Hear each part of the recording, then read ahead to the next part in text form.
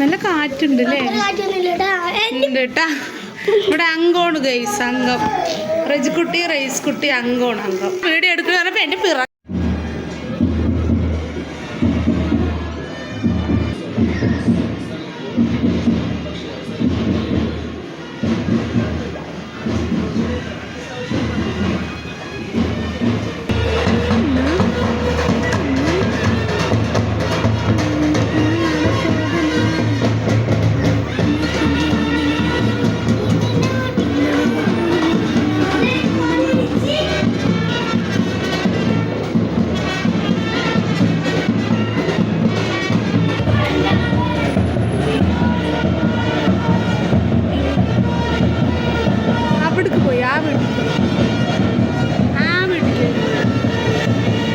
Hello, അസ്സലാമു അലൈക്കും. Welcome back to my channel. അപ്പോൾ നമ്മുടെ ഇന്നത്തെ ഒരു കുഞ്ഞു വ്ളോഗിലേക്ക് എല്ലാ കൂട്ടുകാർക്കും സ്വാഗതം കേട്ടോ. അപ്പോൾ സ്കൂളില്ലാത്തത് കൊണ്ട് ഞാൻ ഒരു ഉച്ച മുതലുള്ള വീഡിയോ ആയിട്ടാട്ടോ വന്നിട്ടുള്ളത്. അപ്പോൾ റിയാസ്ക്ക് ഓട്ടം കഴിഞ്ഞിട്ട് 1 മണിക്ക് എത്തിയിട്ടുണ്ട്. അപ്പോൾ 1 മണിക്ക് ശേഷമുള്ള വീഡിയോ കേട്ടോ ഞാൻ എടുക്കുന്നത്. അപ്പോൾ രാവിലെ ചപ്പാത്തിയാണ് ഉണ്ടാക്കിയത്.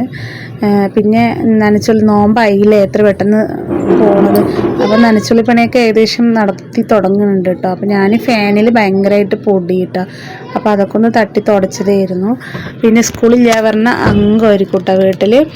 അപ്പോൾ കുട്ടികൾ പിന്നെ രാവിലെ നമ്മുടെ കൊട്ടും പാട്ടൊക്കെ അതിൽ കൂടെ വന്നിട്ടുണ്ടായിരുന്നു കേട്ടോ. അതെന്തോ ഞായറാഴ്ച ആയതുകൊണ്ട് പള്ളിയിലത്തെ എന്തോ സംഭവങ്ങളാണെന്ന് തോന്നുന്നു കേട്ടോ. നമ്മുടെ ക്രിസ്ത്യാനി പള്ളിയിലത്തെ അവിടെ ഇരിക്കുമ്പോഴും നമ്മുടെ അവിടെ ഇങ്ങനെ ഇടയ്ക്കിങ്ങനെ വരാറുണ്ട്. അപ്പോൾ ഇവിടെയും നിറയെ ക്രിസ്ത്യാനികളൊക്കെ ഉണ്ട് കേട്ടോ. അപ്പോൾ അങ്ങനെ വന്നതാണെന്ന് തോന്നുന്നു. അപ്പോൾ അത് കണ്ടപ്പോൾ ഒന്നിങ്ങനെ ജസ്റ്റ് വീഡിയോ എടുത്ത് നിന്നതാണ്. അപ്പോൾ റിയാസ്ക്ക് ഇതാ വന്നിട്ട് അവിടെ നിൽക്കുക. അപ്പോൾ ഞാൻ പാത്തുക്കുട്ടിനെ ഞാൻ മേലൊക്കെ കഴുകി കൊടുത്ത് കുറച്ച് ചുണ്ടൊക്കെ വരണ്ട് പൊട്ടിയിട്ടുണ്ടായിരുന്നു കേട്ടോ അവളുടെ. അപ്പോൾ മേക്കപ്പൊക്കെ ഒന്ന് ഇട്ട് കൊടുത്തു.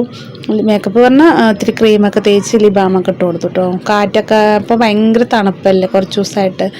ഭയങ്കര രാവിലെ ഇനിയിപ്പോൾ നോൽമ്പ് സമയമായ നമുക്ക് അത്താഴത്തിനൊക്കെ അടിക്കാൻ ഭയങ്കര തണുപ്പായിരിക്കും അല്ലേ. നല്ലൊരു കാറ്റും ഇതൊക്കെ. പിന്നെ എൻ്റെ കൂടെ വാതിലും ജനലൊക്കെ തുറന്നിട്ട് നല്ല കാറ്റാണ് കേട്ടോ. പിന്നെ കടയിലുള്ളതിനെക്കാട്ടിയും കുപ്പ നമ്മുടെ വീട്ടിലുണ്ടാവും. ഒന്നരാടം അടിച്ച് തുടക്കണം. എന്നാലും തുടച്ചില്ലെങ്കിൽ അടിക്കേണ്ടി വരും. കാരണം അത്രയ്ക്ക് കുപ്പായിരിക്കും. പിന്നെ സ്കൂളും കൂടി ഇല്ലെങ്കിൽ നല്ല പറയേ വേണ്ട. തിന്നതും ഒക്കെ പിച്ചി ഇങ്ങനെ മക്കളിങ്ങനെ ഇടും. പിന്നെ ഇതാ ഞാൻ ചോറ് ചപ്പാത്തിയൊക്കെ ഉണ്ടാക്കി കഴിച്ചു, ചായയൊക്കെ കുടിച്ചു. ചോറ് ഞാൻ റൈസ് കുക്കറിൽ ഇറക്കി വെക്കുക കേട്ടോ. പിന്നെ കുറേ 2 ദിവസത്തെ തുണികളുണ്ടായിരുന്നു മടക്കാൻ. തുണി മടക്കാൻ കുറച്ച് മടിയാണ് കേട്ടോ എനിക്ക്. കൂട്ടി വെക്കും. പിന്നെ ഒന്നിച്ചിട്ടൊരു മടക്കലാണ്. അപ്പോൾ ഇന്ന് ഇത്തിരി മടക്കാമെന്ന് വിചാരിച്ചു കേട്ടോ. അപ്പോൾ നമ്മുടെ റിയാസ്ക ഓട്ടം പോയപ്പോൾ നമ്മുടെ ആരോ ഒത്തിരി പഴം കൊടുത്തിട്ടുണ്ടായിരുന്നു. ഒരു പച്ചയായിരുന്നു കേട്ടോ, ഒരു ചെറുപ്പുണ്ട് നമ്മുടെ വാഴയിലുണ്ടായത്. അപ്പോൾ അതൊന്നും ഇങ്ങനെ ജനലിൽ വെച്ചപ്പോൾ ജസ്റ്റ് നല്ല പഴുത്തു കേട്ടോ.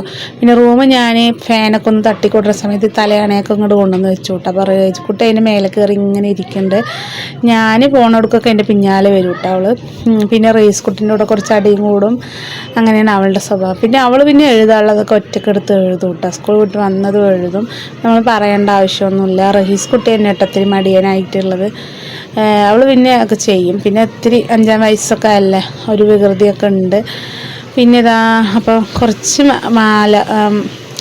അലമാറിൻ്റെ ഭാഗത്ത് ബെഡ് വെച്ചാലും നീക്കാനൊക്കെ ഒത്തിരി ബുദ്ധിമുട്ടാട്ടോ. എന്നാലും നമുക്ക് ബെഡ് കനല്ലാത്തതുകൊണ്ട് അങ്ങനെ നീക്കിയിടാം. പിന്നെയും കുട്ടികൾ പോയി തുറന്നിടും, ഒക്കെ വലിച്ചിടും. പിന്നെ മാറാലൊക്കെ ഉണ്ടായിരുന്ന ലേസൊക്കെ അവിടെ ഇവിടെയൊക്കെ തട്ടി ഞാൻ അടിച്ചു വിട്ടു കേട്ടോ. അപ്പോൾ നമ്മൾ വീഡിയോ എഡിറ്റ് ചെയ്യുമ്പോൾ റിജുക്കുട്ടിൻ്റെ അഭ്യാസമൊക്കെ ഞാൻ കാണുന്നത് ക്യാമറയുടെ മുമ്പിൽ നിന്നിട്ട്. അപ്പോൾ ഇതാ അങ്ങനെ ജനലൊക്കെ ഒന്ന് തുറന്നിടും കേട്ടോ.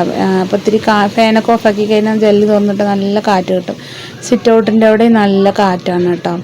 അപ്പം ഞാൻ ഇന്ന് കാര്യമായിട്ട് ഒന്നുമില്ല, പരിപ്പ് കറിയാക്കാമെന്ന് വിചാരിച്ചു. പിന്നെ നമ്മുടെ താഴത്ത് വീട്ടിൽ തന്നെ ആരെയും കാണാനും ഇല്ല കേട്ടോ. അപ്പോൾ ഞാനിന്ന് ഇടയ്ക്ക് എപ്പോഴെങ്കിലുമൊക്കെ ഞാൻ താഴത്ത് ഇങ്ങനെ അടിച്ചു വിടും. ഇടയ്ക്കല്ല, ഞാൻ എൻ്റെ ഈ സൈഡൊക്കെ നല്ല എപ്പോഴും അടിച്ചു വിടും കേട്ടോ. താഴത്ത് ഇറങ്ങുന്ന സമയത്തൊക്കെ അടിച്ചു വിടും. അപ്പം പിന്നെ ആ മൊത്തത്തിലും ഒക്കെ അടിക്കും. പിന്നെ സ്റ്റെപ്പൊക്കെ നമ്മൾ അടിച്ച് തുടക്കും ഒക്കെ ചെയ്യും കേട്ടോ.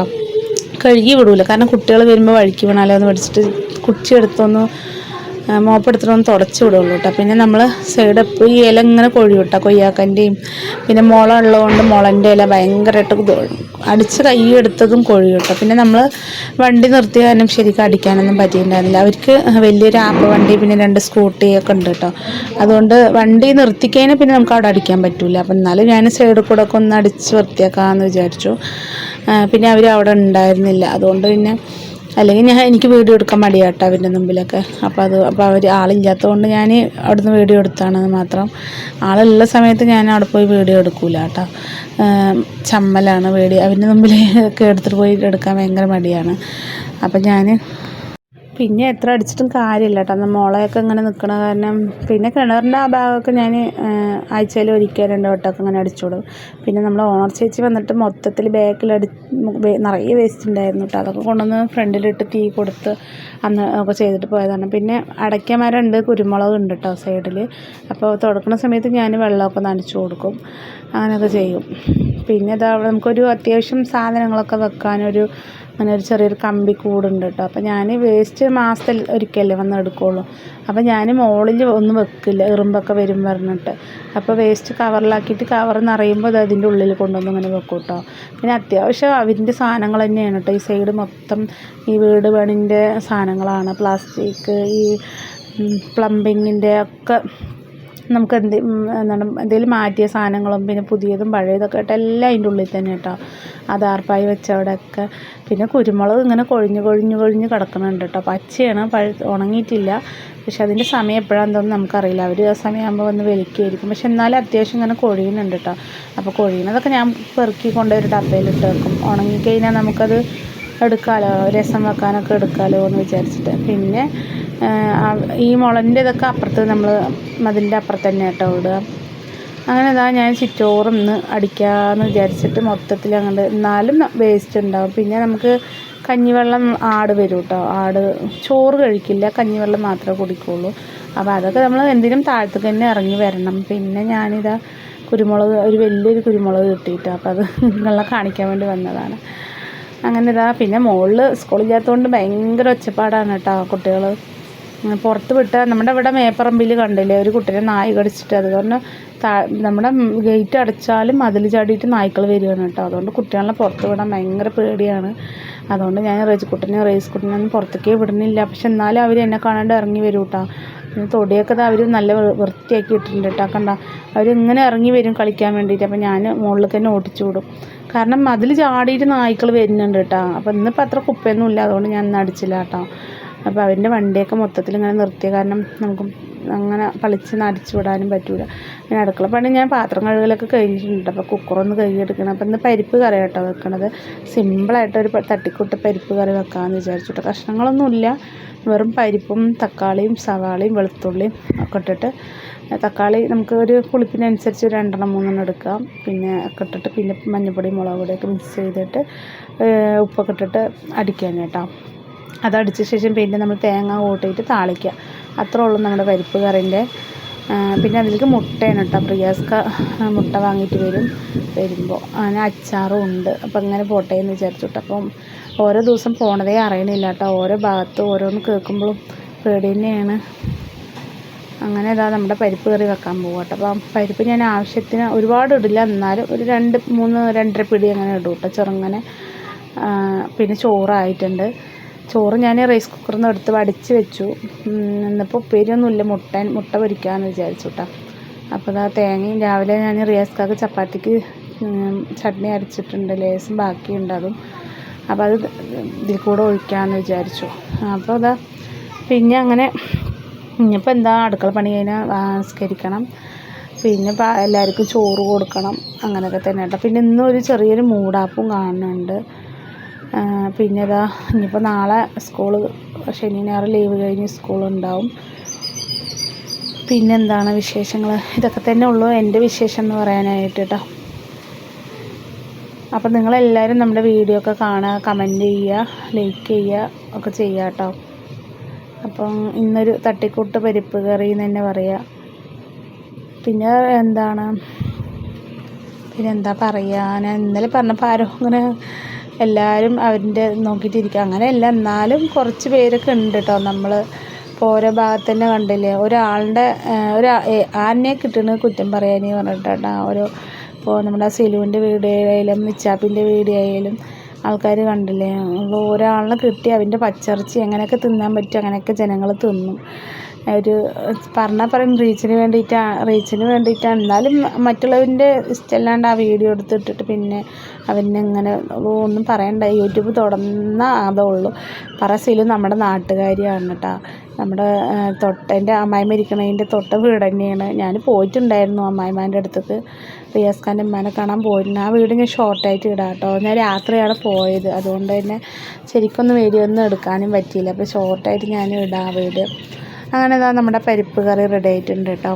എല്ലാവർക്കും അവരവൻ്റെ കാര്യം നോക്കി അങ്ങോട്ട് ജീവിച്ചാൽ പോരല്ലേ, എന്തിനും മറ്റുള്ളവൻ്റെ പന്നിൻ്റെ ഇറച്ചി തിന്നാൻ പോണത്. അയ്യോ യൂട്യൂബ് തുറന്നു കഴിഞ്ഞാൽ അവൾ ഡൈവേഴ്സായി അങ്ങനെ എങ്ങനെ പറഞ്ഞിട്ട് കേൾക്കാനേ വയ്യ. ഒന്നിന് മേലെ ഒന്ന് പറഞ്ഞുകൊണ്ടേയിരിക്കും ജനങ്ങൾ. ഒരു എന്താ പറയുക, കഴുകനിക്ക് ഇറച്ചി കിട്ടി പിച്ചി ചീന്തി തിന്നും പറഞ്ഞ പോലെ ഒരാളുടെ ഒത്തിരി ഇറച്ചി കിട്ടി അതിന് 4 ഭാഗം നിന്നും പിച്ചി തിന്നുന്ന ആളുകളാണ്. എങ്ങനെയൊക്കെ എന്താ പറയുക, അന്ന അവസ്ഥയാണ് നമ്മുടെ ജനങ്ങൾക്ക്. എന്താ കിട്ടണത് ഏതാ കിട്ടണത്. നല്ലവരും ഉണ്ട് കേട്ടോ, എല്ലാവരും വല്ല കുറ്റം പറയണത് അങ്ങനെ ആയിട്ട് നടക്കണ ആളുകളുടെ മാത്രം. നല്ലവരും ഉണ്ട്, ഒന്നിനും പോകാത്ത അവരവരുടെ കാര്യം നോക്കി ജീവിക്കണ ആളുകളുണ്ട്. എന്തില്ലേ നമ്മുടെയൊക്കെ ജീവിതം എത്ര നാളുണ്ടാവുമെന്നും കൂടി അറിയില്ല. ആ ഒരു ഇത്ര ഉള്ളൂ നമ്മുടെ ജീവിതം. ആ ഒരു ജീവിതത്തിൽ എല്ലാവരും കൂട്ടിപ്പിടിച്ച് സ്നേഹിക്കണമെങ്കിൽ എത്ര ഇതായിരിക്കില്ലേ നമ്മുടെ. പക്ഷെ ആരും അങ്ങനെ വിചാരിക്കില്ല. എല്ലാവർക്കും അവരവൻ്റെ കാര്യം എന്ന് പറഞ്ഞ പോലെ. പിന്നെ റിയാസ് ഓട്ടോക്കയിൽ വന്നിട്ടുണ്ടായിരുന്നു കേട്ടോ. അപ്പോൾ നമ്മുടെ ഫാത്തിമക്കുട്ടനെ ഞാൻ മേലൊക്കെ കഴുകി മേക്കപ്പൊക്കെ ഇട്ട് കൊടുത്ത് കുറച്ച് ചുണ്ട് വിണ്ടപ്പോൾ ലിബാമൊക്കെ ഇട്ട് കൊടുത്ത് അതൊക്കെ മുണങ്ങിയിട്ടുണ്ട് കേട്ടോ. പിന്നെ ഞാൻ അങ്ങോട്ട് പോകണേ എൻ്റെ പിന്നാലെ അങ്ങോട്ട് വരും, ഇങ്ങോട്ട് വരും കേട്ടോ. നമ്മുടെ ഫാത്തിക്കുട്ടി എന്നെ സ്നേഹം കാണിക്കാൻ കേട്ടോ, അവളുടെ രീതിക്ക് അവൾ സ്നേഹം കാണിക്കട്ടെ കെട്ടിപ്പിടിച്ചിട്ട്. അത് അങ്ങനെയൊക്കെ അവൾ തിരിച്ച് കാണിക്കുന്നുണ്ട്. അതിന് വലിയൊരു ഇതാണ് കേട്ടോ. നമ്മുടെ തീരാണ്ട് കിടക്കണല്ലേ എൻ്റെ നാട്ടുകാരൻ്റെ. എന്തിനാ അവരവൻ്റെ കാര്യം നോക്കി ജീവിച്ചാൽ അത്രയും നല്ലത്. ഒരാളുടെ ഒന്നിനും പോകണ്ട, കേൾക്കാനും കാണാനും ഒന്നിനും പോകണ്ടല്ലോ. അവരവൻ്റെ കാര്യം നോക്കാൻ മിണ്ടാണ്ടിരിക്കുക. പിന്നെന്തെന്നാലും ആളുകൾ വിടില്ല. അവർ നല്ലപോലെ ജീവിക്കണമെന്ന് കണ്ടുകൂടാ. കുഫർ പറഞ്ഞ പോലെ ഒരാൾ നന്നാകണത് മറ്റൊരാൾക്ക് കണ്ടുകൂടാ പറഞ്ഞ പോലെ. അങ്ങനെ നമ്മുടെ അക്വേറിയം കിണർ വെള്ളത്തിലാട്ടോ വെക്കണത്. നോക്കുമ്പോൾ കിണർ വെള്ളം 2 ദിവസം കഴിഞ്ഞാൽ അങ്ങനെ കറുത്ത കളറാവും. അപ്പം ഞാൻ റിയാസ് ഖാനെ കൊണ്ട് അക്വേറിയത്തിൻ്റെ വെള്ളമൊന്ന് മാറ്റാൻ പറഞ്ഞാണ് കേട്ടോ. അപ്പം നമ്മൾ 4 മീനാട്ടോ വാങ്ങിയിട്ടുണ്ടായിരുന്നു. പിന്നെ അതിൻ്റെ കുട്ടി പ്രസവിച്ചിട്ട് അങ്ങനെ 6 മീനായതാട്ടോ, 7 മീനായതാണ്. അതിലൊരു മീൻ പോയി, ബാക്കി 6 ഉണ്ട് കേട്ടോ. പിന്നെ ഇനി ഫാത്തിമക്കുട്ടിക്ക് ചോറ് കൊടുക്കണം. അപ്പം ഞാൻ ചോറായിട്ടുണ്ട്. അവൾ പിന്നെ കറികൾ കൂട്ടാനൊന്നും ഇല്ല, അവൾക്ക് വെറും ചാറും ചോറും മാത്രം മതിയിട്ട്. വേറൊക്കെ കൊടുത്താൽ തൂക്കി എറിയും. അവൾ പേരി അങ്ങനെയൊന്നും തിന്നൂല കേട്ടോ. അവൾക്ക് ചോറും ചാറും കിട്ടണം. അപ്പോൾ അവൾ ചൂടായ കാരണം അങ്ങനെ ഇരിക്കുകയാണ്. ഇനി റിയാസ്ക്കാക്കും ചോറ് കൊടുക്കണം. അപ്പം നമ്മുടെ അക്വേറിയം നല്ല പഠിച്ചെന്നായി കേട്ടോ. അപ്പോൾ റിയാസ്ക്ക് അതാ ചോറ് കഴിച്ചിട്ടിരിക്കുകയാണ്. ഇനി റിയാസ്ക്ക് വരുമ്പോൾ പാലും ഇതൊക്കെ വാങ്ങിയിട്ട് വന്നിട്ടുണ്ടായിരുന്നു കേട്ടോ. അപ്പോൾ കുട്ടികൾ ഇത്തിരി എല്ലാം ഉണ്ടല്ലോ, അവിൽ മിൽക്ക് അടിക്കാമെന്ന് വിചാരിച്ചിട്ട് അവൾ ജ്യൂസ് അടിക്കുകയാണ് കേട്ടോ. അപ്പോൾ ഇന്നത്തെ വീഡിയോ ഇവിടെ വൈൻഡപ്പ് ചെയ്യണം. എല്ലാവരും ഇഷ്ടപ്പെട്ടാൽ ലൈക്ക് ചെയ്യുക, സബ്സ്ക്രൈബ് ചെയ്യുക, കമൻറ്റ് ചെയ്യുക, ഹൈപ്പ് ചെയ്യുക കേട്ടോ. അപ്പോൾ നല്ലൊരു വീഡിയോ ആയിട്ട് ഇൻഷാ അല്ലാഹ് പിന്നെ വരാം. അസ്സലാമു അലൈക്കും. Thanks for watching.